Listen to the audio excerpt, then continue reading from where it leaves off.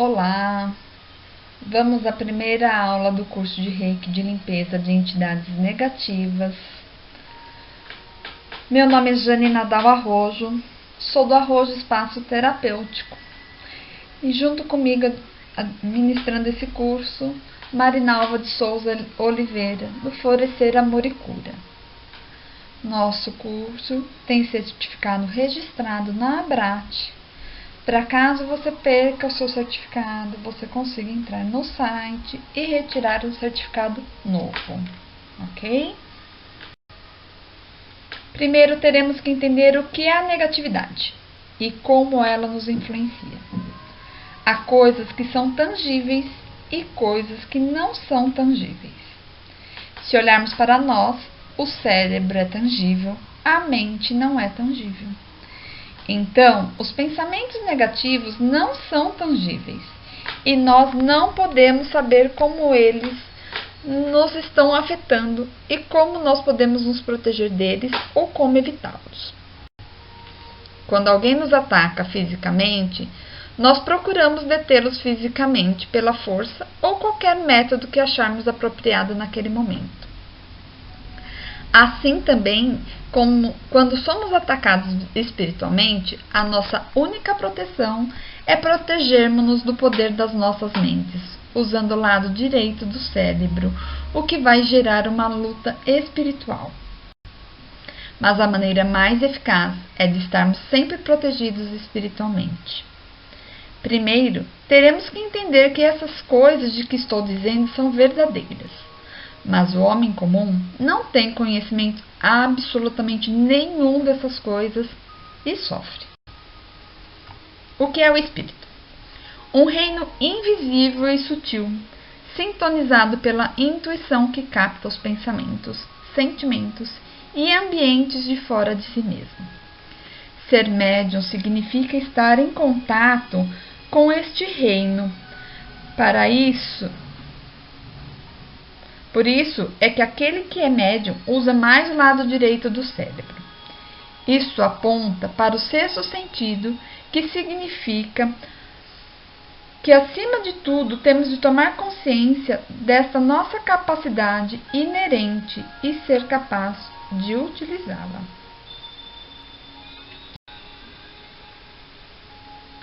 Proteção espiritual.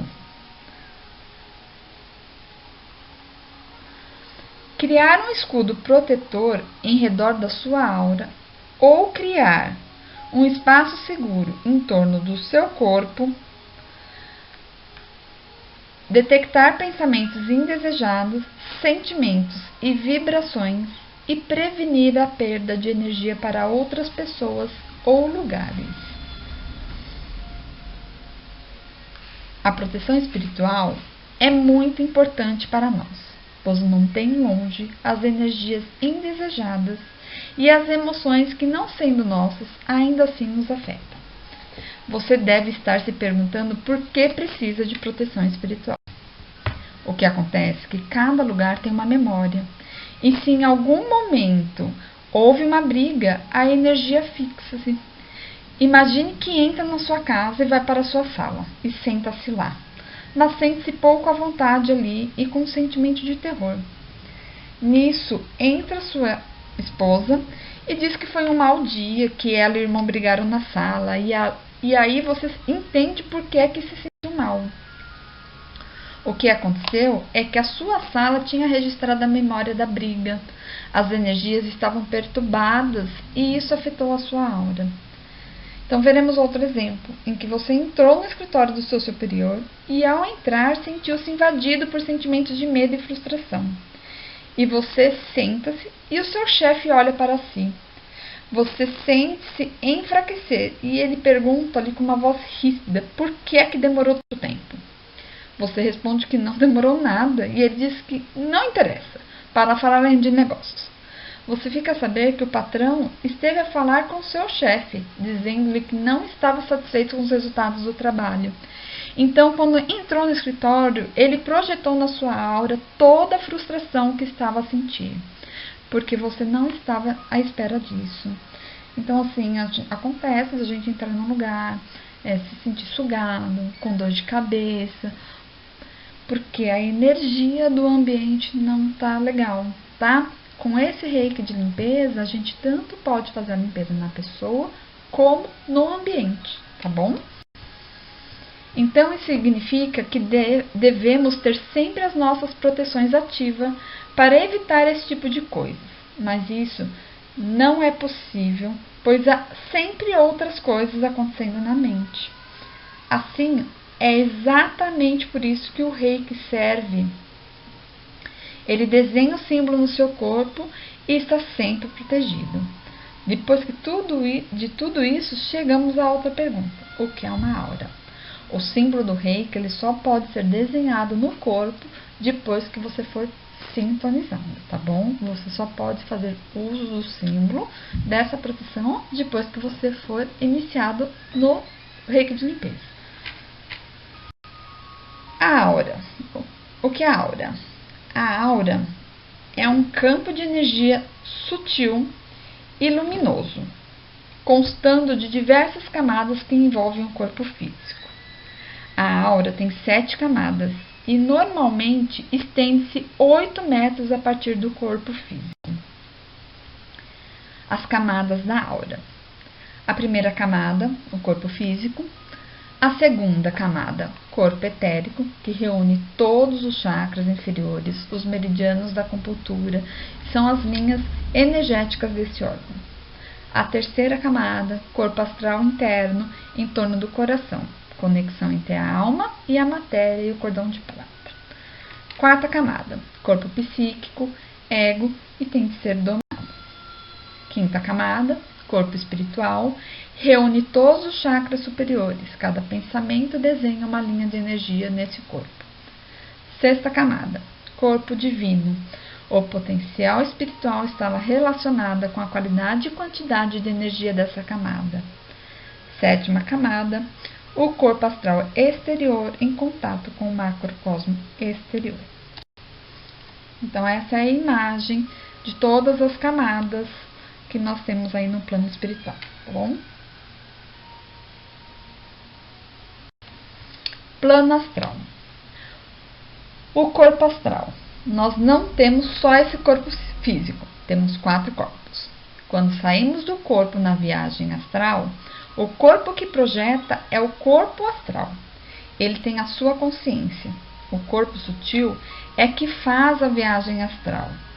Na viagem astral é consciente, você sente o corpo saindo, você tem a consciência, às vezes vemos até nosso corpo lá deitado na cama. No sonho, você não tem essa consciência, você vê filmes, e os sonhos não devem ser rejeitados. Eles têm seus objetivos, eles têm seu significado, trazem seus recados, têm seus arquétipos. Plano físico. É composto do corpo mental, corpo emocional, corpo etérico e o corpo físico. Como já vimos o que é a aura e quais são as suas camadas, agora podemos ver como a aura dos outros pode influenciar a nossa aura e como os nossos corpos físicos são afetados. Em seguida vem os chakras e eles também são importantes, pois geram a energia necessária para o corpo e para a aura. E se eles estão fortes, a aura também está. Nós somos consciência, não é algo físico, mas sim a consciência é o elemento organizador. Ela organiza o elemento da matéria e da energia. A consciência utiliza o cérebro e o corpo físico. Então, nós vamos falar um pouco dos chakras, né? Cada chakra está relacionado com o sistema endócrino. Aqui nós vamos falar sobre os 7 chakras principais, tá bom? Algumas passagens do Vedas falam que existem 32 chakras e outras até 88 mil, tá? Mas a maioria concorda sobre a existência dos 7 principais, que percorrem toda a nossa coluna vertebral, tá bom? E é sobre elas que nós vamos falar. Primeiro, que é o chakra da raiz. Ele tem a cor vermelha. Ele relaciona-se com as glândulas gônadas, os ovários e os testículos. Segundo, o chakra do umbigo. Ele tem a cor laranja, que se relaciona com a glândula líden, que se refere ao sistema linfático. Terceiro, o chakra do plexo solar, que tem a cor amarelo e relaciona-se com as glândulas suprarrenais. Quarto, o chakra do coração, que tem a cor verde e relaciona-se com a glândula timo. Quinto, o chakra da garganta, ele tem a cor azul e relaciona-se com a glândula tireoide. Sexto, o chakra frontal, a cor é azul índigo e relaciona-se com a glândula pituitária. E o sétimo, que é o chakra coronário, a sua cor é violeta e está relacionado com a glândula pineal. Portanto, agora que você sabe sobre a aura, sobre os chakras, pode conhecer a sua influência sobre nós, que poderemos vir a ter problemas principalmente no aconselhamento e cura, e são suscetíveis a pegar energias negativas ou formas de pensamento dos clientes. Precisamos de um caminho rápido para libertá-los ou uma forma de proteção, o que vai impedir que se fixem. Formas de pensamento. Uma entidade ou um objeto que existe na parte inferior do astral e que foi trazido à existência pelo poder do pensamento ou de uma crença. A concentração numa ideia ou um medo pode produzir uma forma de pensamento. É desses que temos que nos proteger. Quando pensamos, nós manifestamos formas. O pensamento cria forma e nós interagimos com essa forma e nós alimentamos essa forma. E essa forma passa a ter vida. Então, cuidado com o que ouve, com o que assiste, porque se você fica alimentando essas coisas que colocamos dentro de nossa mente, de nossa casa, você cria formas, pensamentos. Então, assistir noticiários sangrentos, que só falta jorrar sangue da tela da TV, que só fala de morte, de tragédias, isso cria uma energia horrível para sua casa, tá? Para o ambiente em que você está. Vampiros psíquicos. Pessoas que atraem energia de outras pessoas para alimentar a sua própria energia. O vampirismo é sugar a energia de outra pessoa. Isso pode acontecer num nível espiritual, emocional ou mental. São os obsessores, vampiros energéticos, vampiros espirituais. Por isso devemos manter o vigiar e orar. Podemos ser obsidiados até mesmo dormindo. Por isso devemos sempre fazer uma limpeza energética ao chegar em casa. Os obsessores só nos atingem se permitirmos. Por mais que seja no campo espiritual, temos o domínio sobre nossa vida. Esponja psíquica. Alguém que absorve e é prejudicado por energias, emoções, sentimentos e impressões de outra pessoa ou lugar. É bem profundo e nem é tão simples. Se você consegue frequentar lugares muito movimentados energeticamente, você não é esponja psíquica. Quem é esponja não consegue ficar nesses lugares. Ataque espiritual. Concentração intencional ou não intencional no aproveitamento de energias espirituais ou mentais para prejudicar a outra pessoa. Pensamentos negativos de outras pessoas ou seres. Quem são esses seres? O mundo espiritual, os espíritos têm vida, a vida continua e sofremos interferência dos espíritos e também interferimos nos espíritos. Por isso que quando um ente querido parte, não devemos ficar pensando na pessoa, perturbando a pessoa que se foi e continua a sua vida. Lógico, gente, a gente pode sentir saudade, a gente pode sentir falta, a gente pode chorar, mas a gente não tem que ficar, ai, porque você se foi, ai, porque eu queria que você estivesse aqui, ai, porque você me faz falta. Sim, mas isso faz parte do ciclo da vida. Aí a pessoa tá lá do outro lado, e aí a gente fica assim, ai, porque agora você cuida de mim daí de cima. Coitada da pessoa, nem tem paz lá do outro lado.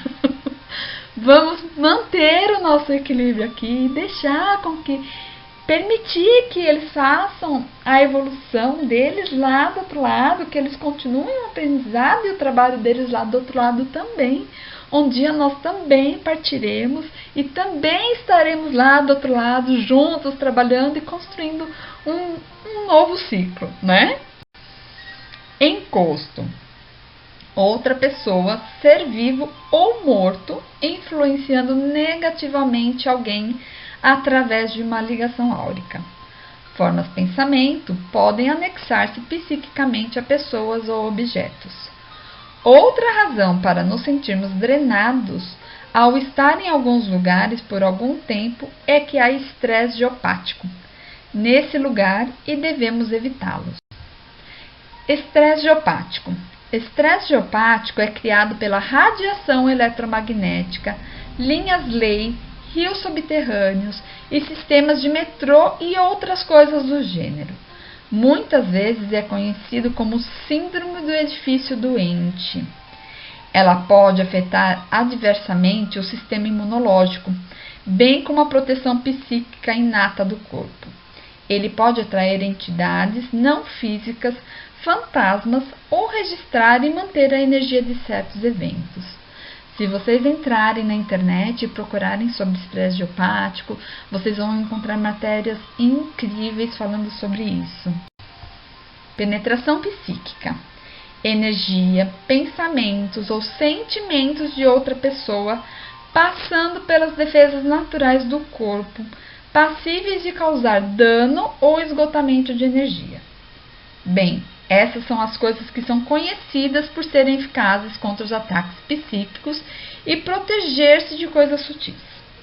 Assim, quando você vai usar o símbolo do reiki de limpeza de entidades negativas, você vai criar uma dimensão, uma lata de lixo, que é uma área interna ou externa que está vibrando em tal nível de energia que a energia negativa é engolida e transmutada em energia positiva. Então, assim, não é simplesmente pegar a energia e jogar fora. A gente transmuta ela e pede para ela se transformar em energia positiva, tá bom?